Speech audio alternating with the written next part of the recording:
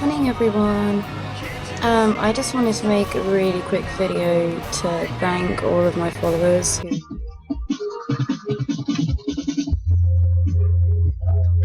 think you're gorgeous. And I follow you on Tumblr and stuff.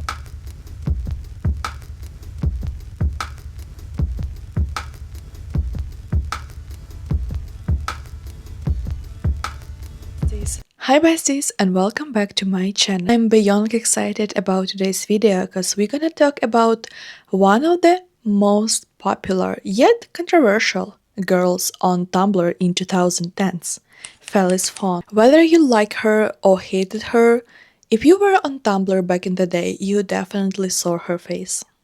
Felice wasn't just another pretty face on the internet, she was the face.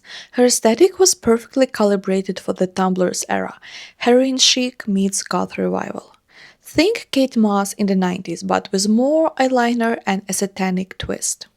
Okay, for those of you who don't know who Felice Fawn is, let's do some investigation on the internet. Felice Fawn is an entrepreneur from England, specializing in social media, modeling, photography, art, and advertising. Featuring in a variety of brands, magazines, and companies such as Boy London, Lawn Clothing, Drop Dead, Super Magazine, and Show Studio, she was over 5 years experience in the industry and to this day continues in her venture to paint it black. Services available include but not limited to editorial, advertorial, traditional art, photography, graphic design, advertising, and promotion. Her look was unmistakable, skeletal thin with collarbones popping out, and a thigh gap that was holy grail for thousands of struggling teenagers. Pale, almost translucent skin, dark, heavy-lined eyes, and that signature jet black hair. But it wasn't just an aesthetic. Felice had this mysterious, unattainable quality. She wrote long journal entries about vodka and cigarettes, posted moody photos, and cultivated this image of tortured artist living on the edge. Okay, let's see what Urban Dictionary says about her. She started as an anonymous pro-Ana blog on Tumblr where she went unrecognized due to her photoshopping out any identifying factors. After that, she marketed herself to anorexic girls and too edgy for me goth kids.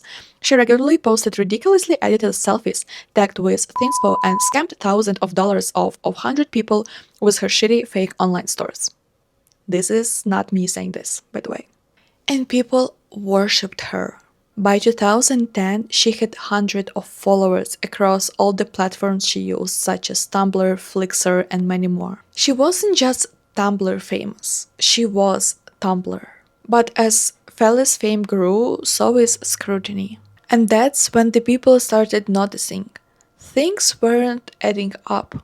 Around 2018, Tumblr users started catching inconsistencies in Felice's photos. People began posting side-by-side comparisons. Felice in her carefully edited photos versus screenshots from her stick cam live streams. And the differences were dramatic. People on Tumblr said, I first discovered Felice a few years ago and thought her perfect. She seemed so cool and inspiring. I really thought she was naturally flawless, didn't know much about Photoshop, and never thought the perfect Felice Fawn would ever lie to her beloved fans. And when I was a young teen and idolized her, I used to obsess over being and looking like her. I've long since grown out of the phase, but fighting this block and discovering that even she isn't that flawless make me feel a wee bit better. Thanks. According to some blogs that were doing comparisons, her nose appeared completely different, her bone structure changed, her body looked substantially different in unedited footage compared to her posted photos. The walls in the pictures were warped, the proportions were off. But Felice denied everything, obviously. She insisted she was that thin, and the difference is just lighting and angles. She even wrote on her Tumblr account, so in taking the retouched upsize route, I feel like I'm letting people down who have the same illness. Obviously hinting on her eating disorder, and it's a next chapter that we're gonna discuss. Cause here is where things got pretty dark. Felice clearly struggled with anorexia nervosa, and it's not a speculation, she admitted it. But instead of seeking help and removing yourself from the spotlight, she kept taking pictures and triggering other people with it. And people were obsessed with her. I was just doing my yearly check-ins on her photos, the story behind it all, and I just can't help but wonder how must it felt like to be her at her peak, to have hundreds and hundreds of people wishing to be you so intensely. Even though she had the rough edges, she also had some kind of poise and mystery vibrating off of her. And her body, damn, only in my wildest dreams. She had a huge part in my teen years. Her photos was usually tagged with hashtag thinspo and became a fuel for pro-anorexia communities. Young girls with eating disorders were saving her photos as goals, despite the fact that pretty much a lot of what they were seeing was edited. According to multiple eating disorder support forums, people who knew her said she would post her lowest weight, share BMI numbers, and pose specifically to highlight her thinness, all things you're explicitly told not to do if you have an eating disorder. She describes herself as practically recovered and says, I know many females struggling with eating disorders who are triggered by larger women and images of bigger bodies, but neither myself or any of these girls would expect larger women bloggers to censor themselves. I will just leave it here. The worst part? That she claimed that she was in recovery while still doing all these photos and pictures to trigger others. Okay, and another controversy is gonna be her boyfriend. She lived with her boyfriend, Rich Gray, who became increasingly controversial himself. According to multiple archive blogs, Richard was encouraging her eating disorder and substance abuse.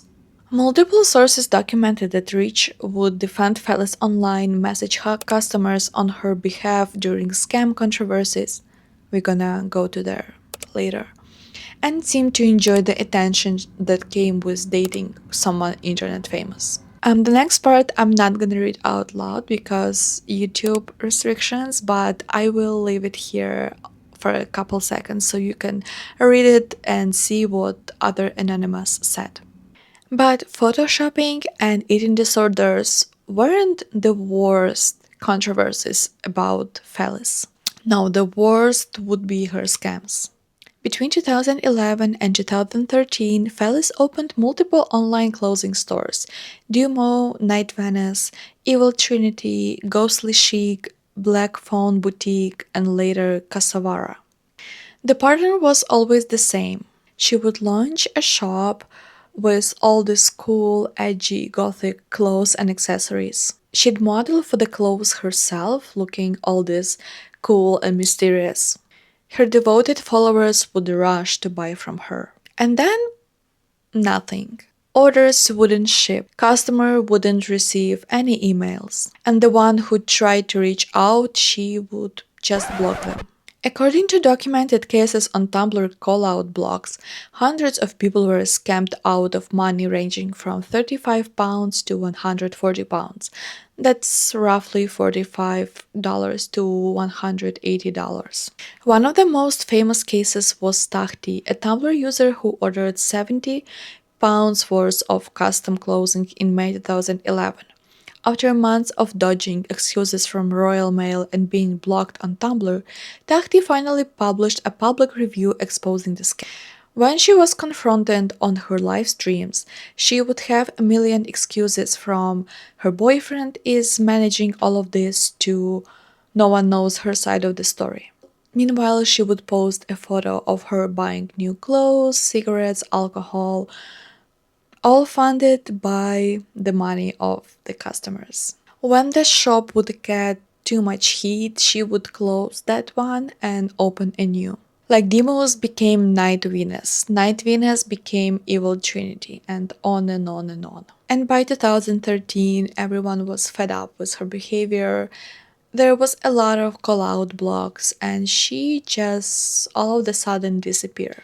Sometime in 2013 to 2014, she started deleting everything about her. Her Tumblr, her Facebook page, her YouTube videos, her website, like everything was gone. The girl who built her whole entire personality on the internet suddenly decided to erase herself from here.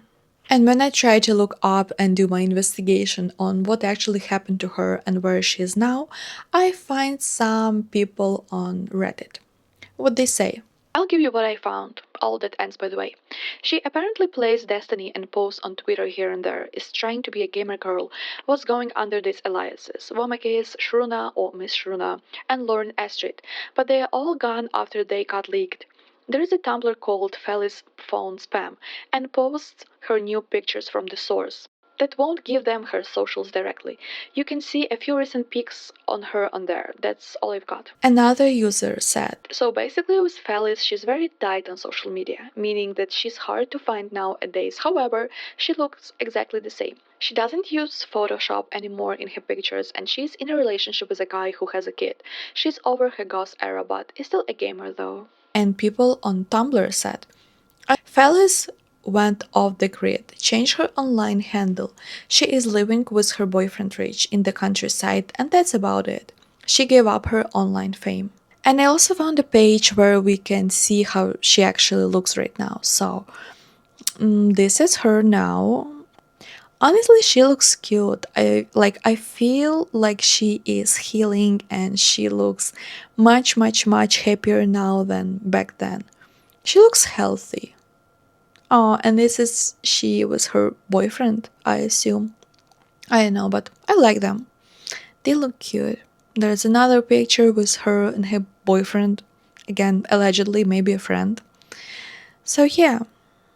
But the truth is, no one actually knows 100% where she is now. She is completely off the grid. If you were on Tumblr during the Felice Fawn era, I would love to hear your thoughts. Were you a fan of her and reblogging her pictures, or were you the one who was calling her out for her behavior? And if you enjoyed this deep dive into internet culture, please like, subscribe, and share your opinions in the comments. I would really appreciate that. And if you'd like a deep dive on other internet Tumblr famous people, let me know in the comments as well. Thank you so much for watching till the end, and I'll see you in the next video. Bye besties!